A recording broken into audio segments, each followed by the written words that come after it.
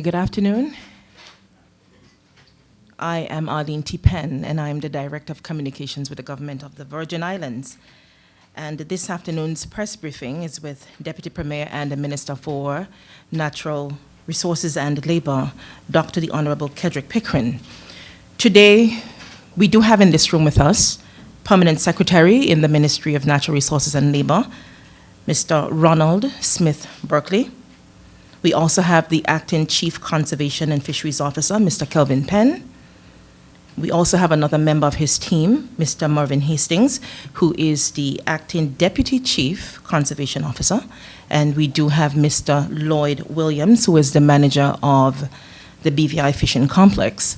In today's press briefing, Honorable Deputy Premier will give an update of the fishing industry. As you know, there are discussions about making the industry a third economic pillar. Additionally, the Honorable Minister will speak about the Sargassum seaweed that we continue to see arriving at our shores. The format this afternoon is as such. The Minister will first address you. Thereafter, he will open the floor for questions, at which point you are to state your name and the media house for which you represent. And I now invite to the lectern our Deputy Premier and the Minister for Natural Resources and Labor, Dr. the Honorable Kedrick Pickering.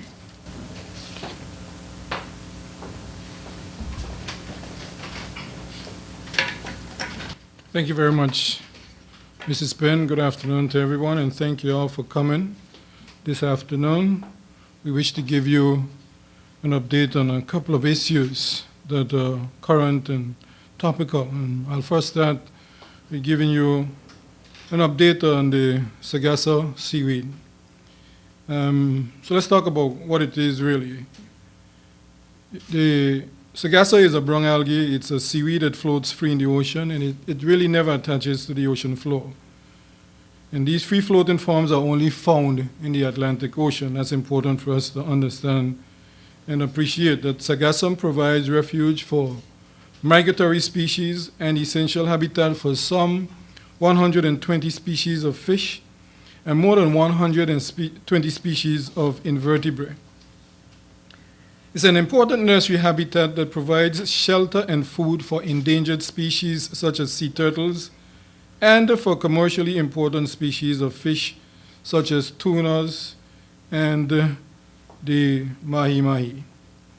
There are two species of Sargassum involved in the Sargassum influx, Sargassum natans and the Sargassum fluitans.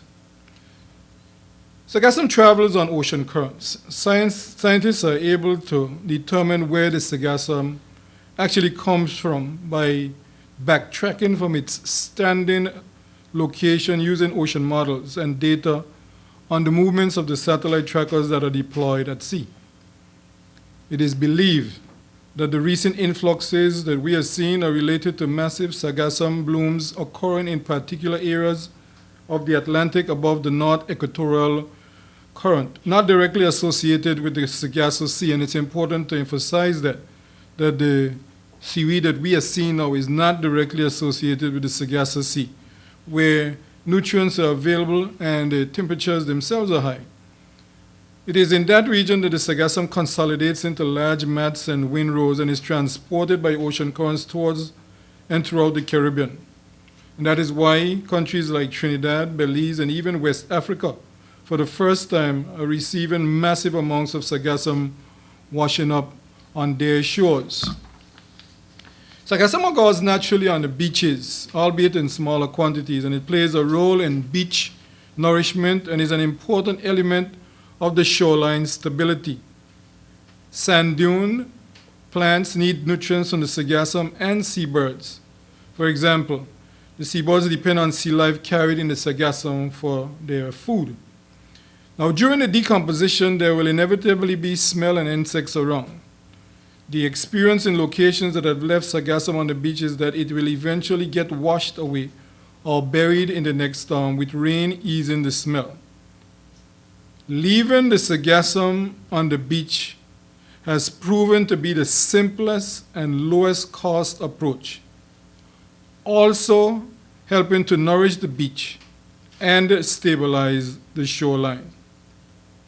When large mats of sargassum lands on beach and mounds of 3 feet and greater are present, it is recommended to remove the excess sargassum as it is not allowed to dry properly, and it begins to decompose at a much slower rate, causing a prolonged odor, and in some conditions, marine life to die due to the oxygen being depleted in the water by the decomposing bacteria. Now, is it really harmful? In the water, the seaweed is harmless. But once it lands on the beach and starts decomposing, that is when it starts releasing hydrogen sulfide. Now, this gas is a colorless, somewhat poisonous and highly flammable gas, and it spreads a very unpleasant odor. But there's no need to be significantly alarmed, as the gas can only be detrimental to one's health in concentrated amounts when that person, that individual, is enclosed in the spaces. Spaces, for example, if you were enclosed in somewhere like a sewer. So while hydrogen sulfide is classified as toxic, and the higher temperatures of the summer months increase the rate of bacterial decay in open, ventilated spaces like the beach and bays, the concentration of it in the air is not harmful. And although some doctors indicate that inhaling the gas in small doses could trigger irritation of the eyes and respiratory system, again, you'll have to be exposed to a tremendous amount of the gas for it to create problems. Now, the species of the pelagic sargassum involved in the influx here are different from those grown as sea moss in the Caribbean and sometimes used in food and drinks. New uses of sargassum collected from beach strandings are being developed, such as biofuel, fertilizer, and livestock feed or fish food, for example. Here's what we are planning to do in the BVI with respect to the sargassum. We have launched an educational campaign in collaboration with the Department of Agriculture and Environmental Health. We are embarking on a cleanup campaign to include all the service clubs and other community-minded individuals. And we hope that this major national cleanup will take place in the 1st to mid-October. And we're encouraging everyone to stay tuned so that they can participate. We're looking at the possibility of using the seaweed in a way to be used as fertilizer.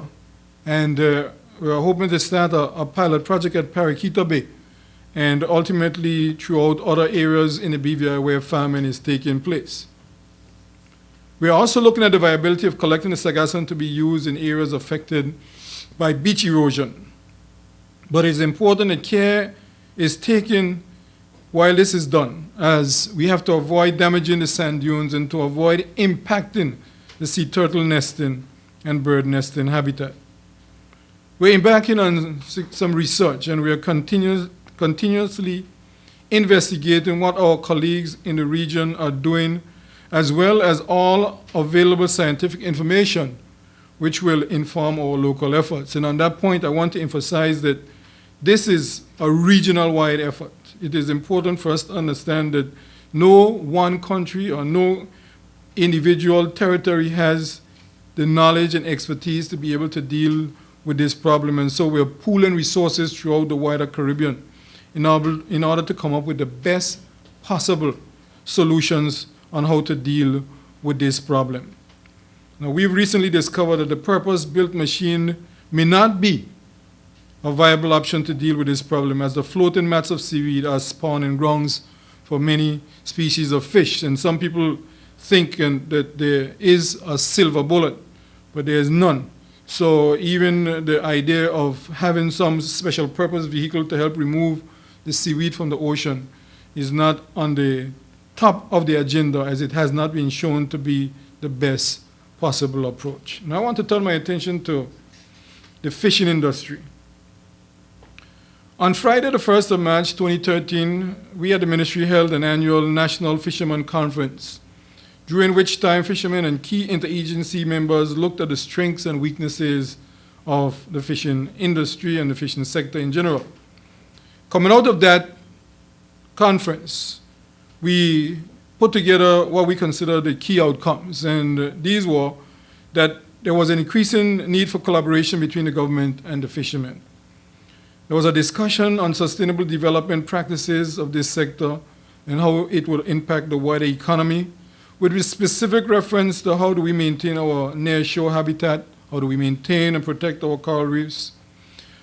The whole question of the biodegradable panels, specifically the fish pots, commonly referred to as the ghost traps. We were looking at how to observe the closed seasons and how to further protect the areas where the spawning grounds are located. And then the third thing that we were looking at as a big item was the creation of a harmonized vision for the fishing sector, which in reality is the development of a viable and vibrant sector that will provide much needed jobs and revenue in what we consider to be the wider development of the fishing industry to become one of the pillars of the economy. With respect to the fishing industry, we have increased our carrying capacity with the purchase and installation of another freezer at the fishing complex. And this measures 20 feet by 16 feet in size. This increased carrying capacity was complemented by 2 vacuum seal machines and 2 medium-sized blast freezers. And we invite you to take a look at them when you have a chance so you can get a better sense of how they function and how they impact the wider fishing industry. We've refurbished the existing ice machines. We now have ice not only for the use at the complex itself, but for the fishermen. And I think it's fair to say that we no longer run out of ice for the fishermen to be able to use. We've improved, and this is extremely important, we've improved on the turnaround of payment for the fishermen. On average, it's taking about a week now for the fishermen to get paid. Now, when I took over the ministry, the number one complaints by the fishermen was the length of time that it took from the time when they deposited their fish at the complex and the time it took for them to be able to get paid. And that was a major impediment for the fishermen to actually sell their fish to the fishing complex. Extremely important also is the fact that in October 2013, we ceased the importation of fish at the fishing complex. And we've adopted a policy that all fish sold at the fishing complex is local. And that is self-explanatory in terms of what that means for the fishermen. The first 2 quarters of 2015, there was a significant decrease in the amount of products being landed. But this was mainly attributed to the increased surface temperatures forcing the fish to seek cooler temperatures in the deeper ocean. Flip the page now, and what we have seen is that those major decreases in landing have been observed in one particular type of fish, and we have seen an increase in the other types of fish, so that the complex is now receiving large volumes of pelagic species, which can be attributed to the increase in the fishers that have been targeting these species with the introductions of the fats. And it can be also attributed to the increase of the Sargassum weed flowing into the BVI waters, which is attracting these species into our area. The BVI fishing complex is now ready to offer, in a very consistent manner, a better variety of non-reef species, which choice cuts such as fillets, steaks, and other portion control size. And we're embarking on a major campaign right now to be able to do a major marketing campaign because of the quantity of fish and the quality of fish that have been supplied to the fishing complex. And just for your reference, here are some figures for 2013, 2014, and 2015. For the year 2013, yellowtail grouper snapper, hardnose, and other podfish, we bought 137,774 pounds of that species. The pelagics, the deep sea fish, the tuna, the wahoo, the dolphin, we purchased 7,977 pounds of that type of fish. In 2014, we purchased 159,602 pounds of the yellowtail grouper, snapper, etc. And the deep sea fish, tuna, wahoo, dolphin, we purchased 8,539 pounds. And to date, in 2015, up to the end of September, we've purchased 83,525 pounds of the yellowtail, grouper, snapper, hard-nose, and other pot fish. But with respect to the tuna, wahoo, and dolphin, we've purchased 16,000, double what we bought for the other 2 years already, up to this point in time. So it shows you that there's a shift in the methods and the interests of the fishermen, because they now understand that the market is being prepared for them to bring in the fish. And the ministry and the department is now partnering with the some local individuals to embark on a marketing program to promote the industry. Because, and I hate to say this in one breath, and I'm delighted to say it in the next breath, that right now we have an oversupply of fish. We invite you to go visit the fishing complex. We are almost full to capacity in terms of our storage with the amount of fish that we have. And that is a direct consequence of how much fish the fishermen are landing at the fishing complex. So it is a good problem to have, and it speaks volumes.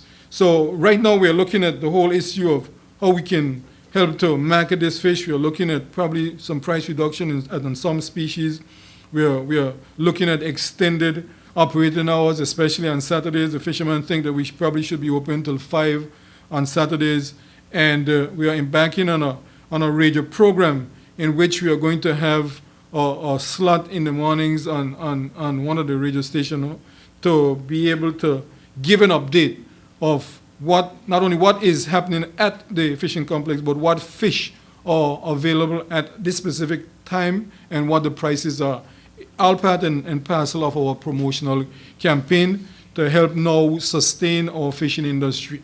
So I want to thank you all for coming. Hope that we have shared with you some of what is taking place, and we'll be happy to take your questions at this point in time.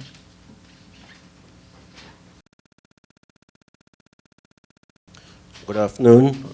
Johan Earl, Virgin Islands News Online. To start with the Sargassum problem, you mentioned some of the possible health effects, but albeit they need to be in really large doses or concentrations for the effect to be felt. Has the government put out any sort of advisories, warnings to stay away from maybe the places that has a lot of sargassum, where the smell is really pungent, where it's rotting a lot, especially people with problems, let's say asthma, or problems with their eyes or something like that. Those people may be more susceptible than regular other people, with regards to some of those effects. And on what you said about the fish and the larger influx of fish, and I think you made a connection to the sargassum attracting as nesting grounds for some of these species.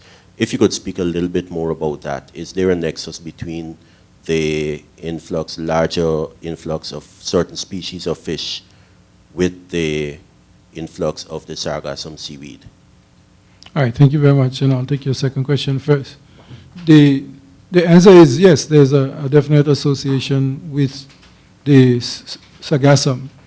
Understand that the Sargassum, the seaweed by itself, is a nesting ground, both for fish and a place for birds, especially migratory birds. So that naturally occurring, the seaweed provides that nexus. The large influx of the seaweed as it is right now, therefore, it speaks volumes to the fact that there'll be naturally an increase in the amount of fish that is inhabiting the seaweed.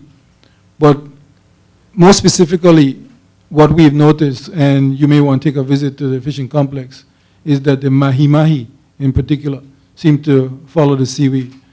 And the fishermen have been bringing in large quantities of that particular species of fish, more than we've ever seen at this point in time and at this time of the year. So that, from that point of view, there's a definite association with the seaweed. Now, with respect to the first question that you asked, you'll recall that one of the things that I said just now was that as a part of what we're doing right now is an educational campaign. And so the point that you raised about educating individuals to stay away from some of these areas will form part of that campaign. Because it is true that any toxic fumes anywhere, somebody with respiratory conditions should, of necessity, avoid exposing themselves to those specific areas. So that sort of information will form part of the educational campaign that we are embarking on. Okay, a follow-up to your answer to the previous question. We see the other side where, and we have photographic evidence of this, where we see fish turning up. I think Mr. Penn made a statement to one of the news sites regarding some of the fish gills and lobster and other sea life. What are the circumstances that would lead to, I think you mentioned depletion of oxygen in the water because of the decomposing seaweed. So what are the circumstances that would lead to the fish gills? Well, to first appreciate that when, especially close to the shoreline, what you see with the naked eye is oftentimes just the tip of the iceberg, so to speak. So you see the seaweed. What you don't see is the depth of the seaweed that is actually existing in that particular place at that point in time. And in some cases, it could actually be several feet thick. Effectively, what happens is that the thicker the seaweed is, the less amount of sunlight can penetrate. And beyond a certain point, no sunlight penetrates. So therefore, the normal processes of photosynthesis does not take place.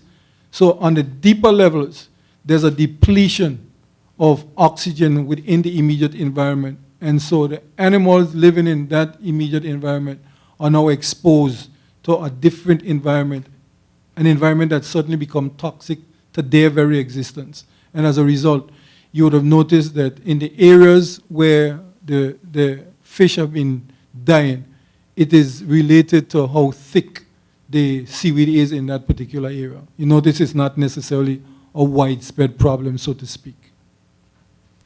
Okay, good afternoon. Crystal Kaniuk from the BVI Beacon newspaper.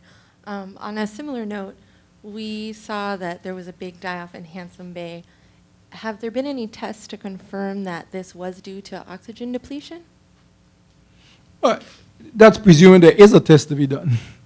You know, what the Conservation of Fisheries Department is doing a wider analysis of the environment, looking at the water itself, the soil, the sand and everything, to see if there's anything else taking place that has not previously been detected.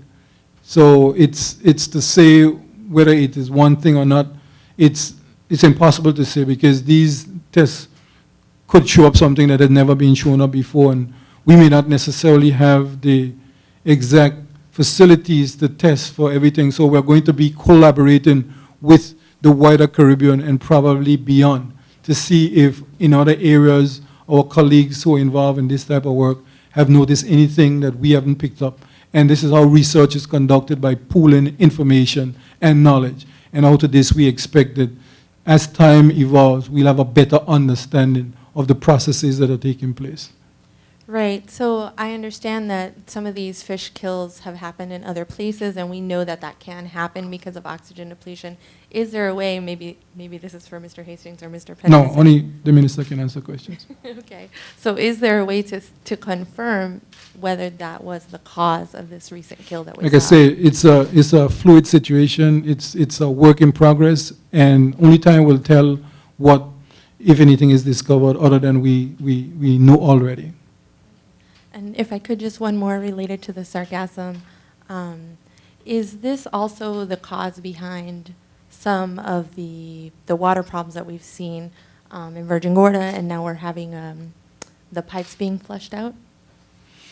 You know, again, that's a very interesting question because of the close proximity to the water outfall at Handsome Bay. So the Water and Sewage Department and the Conservation and Fisheries Department are working very closely to try and understand what is taking place and to see if there's a direct correlation. At this point in time, it's only speculation to see exactly if that's what it is and what remedial conditions would be necessary to avoid it if that is what it is. Good afternoon, Sean Rose, JTV News. Deputy Premier, while the analysis and the research processes are ongoing, folks on Virgin Gorda have indicated that with the recent increase in the arrival of the seaweed over the last 2 years or so, they have noticed silverware in their homes turning from silver to brown and rust in some cases. And apart from the water concerns and the smell, they are wondering how soon they will have a better understanding of the situation. Now, you said the research is ongoing, but is it too early to tell that some corrective measures can be taken to prevent the deposit of the seaweed to the extent that it is happening now? Well, in response to the latter part of your statement, stroke question, I think it is extremely important to emphasize that the phenomena now hitting the wider Caribbean and to some extent all of the countries lining the Caribbean Sea, including the Gulf of Mexico, that this is a phenomenon that is not going anywhere in a hurry. The best scientific evidence available to us at this point in time suggests that this could be the quote-unquote new normal, and that one of the best approach to dealing with this situation has to be patience, because there's no silver bullet to remedying the situation, and there's no obvious end in sight to what is taking place, because the ultimate belief and understanding thus far is that this is all part and parcel of climate change. And so unless the direct effects of climate change themselves are reversed, we're likely to have to get accustomed to this phenomena being with us for the foreseeable future. And while we get accustomed, second question, the deposits for the most part are easily caught in the areas where you have reefs, such as that Handsome Bay stretch all the way down to the Virgin Gorda Airport area. And as a result, as you explained a while ago, a lot of the marine life living in that area, they are affected. Would you be willing to consider harvesting some of that seaweed before it gets to the areas where you have reef and where you have a lot of marine life? The answer is no, because again, the best available scientific evidence and advice is that it would be a mistake to try and remove the seaweed while it is floating, again because of the fact that it is a nursery for the fishing species. But not only that, it will be a logistical nightmare, because it isn't something that is going to ease up tomorrow. It is something that is with us.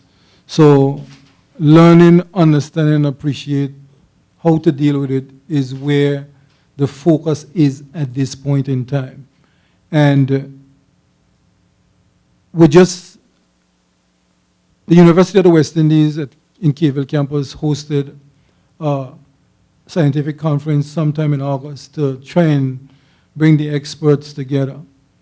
And so far, again, it's just in the very infancy stage of understanding what is taking place. And you could well imagine with any new phenomena, it takes time to be able to understand and appreciate, and therefore to have a strategy of how to deal with it.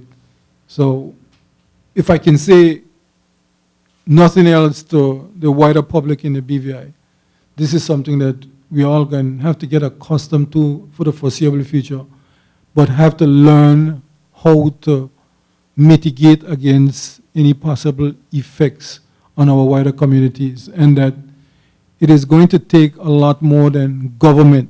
It's going to take nationwide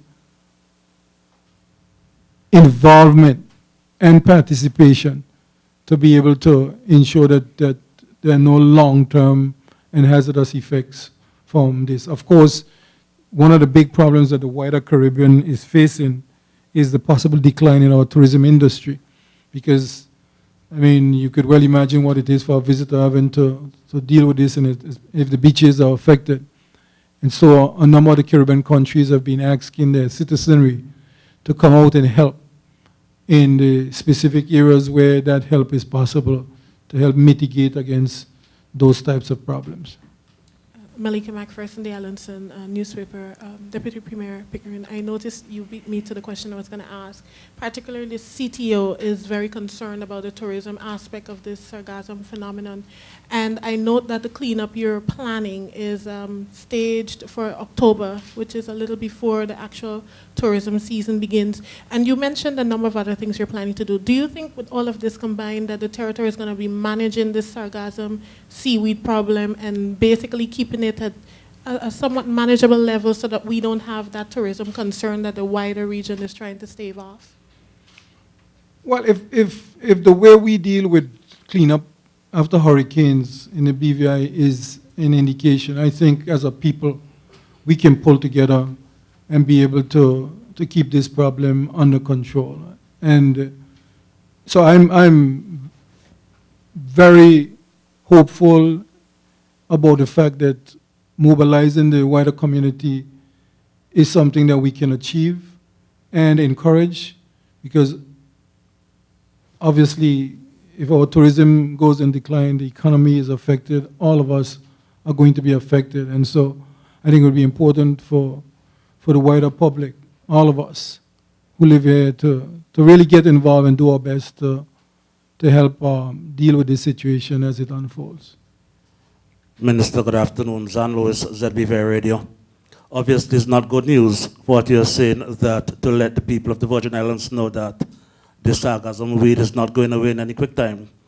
That's not good news, obviously. But the whole education campaign to which you spoke about, when is it going to start? Because obviously people want to know this thing will be with us for a long time. And secondly, you spoke about the whole issue of this is a regional effort where the BPI is involved in getting scientific information, pooling resources together. Who have you been speaking with so far, saying that is a regional effort? Who do you intend to speak to, and how soon do you intend to begin if you haven't? Well, to begin with, I attended the OECS Ministers of Environment meeting, which was held in Antigua on the 7th and 8th of September. And two of the major items on the agenda were the issue of the sargassum itself and the issue of the drought that is now plaguing the wider Caribbean.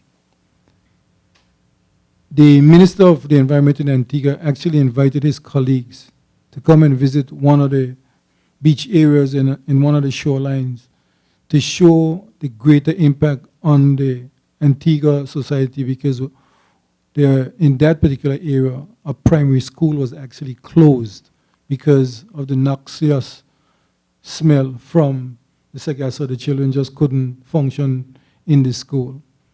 And if you read around this subject, you'll realize that throughout the wider Caribbean, you'll see pictures popping up all the time of how really impactful the seaweed is on our shorelines and especially our beaches.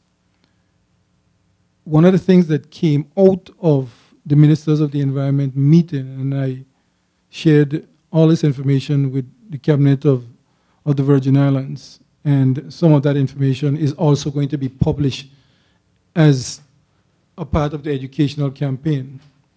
But there's a major meeting to be held in Paris in December of this year. It's called COP21, the Congress of the Parties, at which all the nations of the world are expected to attend.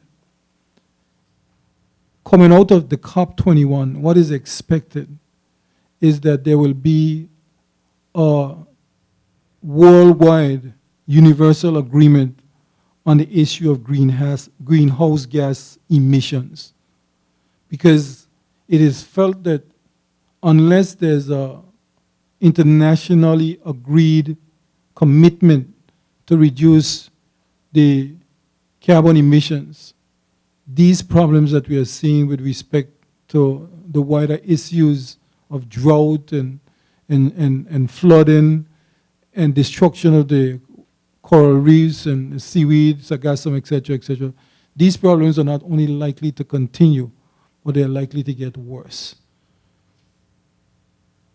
The corollary to the meeting in Antigua was that there has to be an increased commitment by the ministers of environment from the OECS and the wider CARICOM area to put a negotiating strategy together, that when we sit around the table with the bigger nations, that not only our voices will be heard, but that the impact, because remember that the effects of climate change are going to affect small island developing states more than any other countries in the world. So whether you're in the Pacific, in the Indian Ocean, in the Atlantic, wherever you are as an island developing state, you're likely to feel the direct impact of climate change, because rising sea levels are going to be one of the major phenomena, and the destruction of coastal communities. So part of the wider educational campaign that we are embarking on is to get our people to understand that you're seeing with your own eyes the manifestations of climate change. It is a real phenomenon, and whatever can be done has to be done. And one of the things, and I've been accused, so to speak, of traveling here, there, and everywhere, but that is exactly why I've been traveling all over the place, because the BVI was the chairman for the Overseas Countries and Territories Association, and we had to represent these countries in all the major international fora, including the UN Convention in Samoa last year for small island developing states, to raise the anthem, to raise the chorus, to get the bigger countries to understand that we are the ones who are going to suffer the most from the effects of climate change. But, you know, I use this example and I say, if you stand up on my toe, you standing up on my foot, you standing on it and I don't scream out, you wouldn't know you're standing on my foot. I'm feeling the pain. I have to make the noise. That is the issue.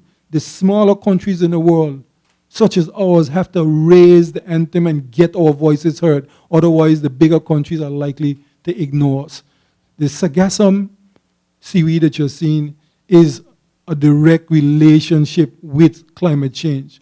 And how we deal with it is ultimately going to be fed back to how climate change is handled in its bigger sense. That's why we're here. And the Ministry of Conservation, the Ministry of Natural Resources and Labor, and more specifically the Department of Conservation and Fisheries, are embarking on the details of this overall educational campaign. So it's already started. Minister, from what you said as regards to fish, it seems as though the inflow of fish into the fish market is more than the outflow, people buying. So people need to buy more fish, right? And the oversupply of the fish comes at not an appropriate time, so to speak, if I may say that, in light of the sargassum and in light of the fish that's been dying on the beach. So one has to, no doubt, convince the people here in the Virgin Islands, because you're saying that there is now an oversupply of fish when there is a lot of fish on the beaches. How are you going to convince the people, or do you need to convince the people at this time the oversupply of fish is as a result of what has been brought out and caught by fishermen? Your statement is factually incorrect. Let me correct you on that. There are no widespread fish dying on the beaches in the BVI. That is factually incorrect.